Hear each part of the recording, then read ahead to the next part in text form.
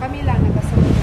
Sa nasinati nga 7.8 magnitude nga linog adlong Lunes, petsa 8, 2026, dali nga misusi ang buhatan sa City Disaster Risk Reduction Management Office alang sa kahimtang sa syudad sa Panabo. Usa sa mga na-inspeksyon sa maong buhatan ang Rivera Medical Center Incorporated, kung diin makita nga adunay mga nangahulog nga mga glass o bildo sa parte sa ospital. Apan sumala sa RMCI safety officers ug sa management niini nga luwas ang ilang mga pasyente sa pag-uyog sa establishmento ug nabalhina sa ilang daang pasilidad ang tanang pasyente ug walay samdan sa maong disaster. Gisusi usab ang Polymedic Hospital o Good Shepherd ug adunay nakita nga mga hairlines o gamayng mga liki sa building ug padayon sa normal ang ilang operasyon.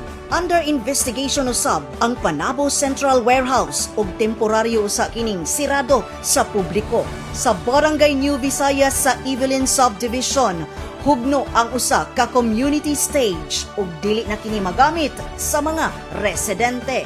Sa laing bahin, gi-inspeksyon usab sa CDRRMO kauban ang Office of the Building Official ang Panabo City Senior High School ug Panabo National High School ug base sa inspeksyon adunay minor cracks ang buildings. Ang Jollibee Santo Niño branch walay natala nga mga hairlines o minor cracks ug padayon sila sa ilang normal nga operasyon ug ubay-ubay gihapon ang mga nag-dine-in sa iladong kan-anan. Anaa sa inspeksyon si City Administrator Pedrito Misoles, isip representante ni City Mayor Jose A. Lampagos. Ang City Hall building lakip ang mga opisina matud pa luwas sa peligro apan maghulat gihapon ang mga empleyado sa advisory kung balik trabaho na. Sa katapusan, mihatag sa report ngadto mismo kay Mayor Joe sila CDRRMO Head Prosper Dahalos ug Engineer Hana Dominic Omen, Civil Engineer sa Mayor's Office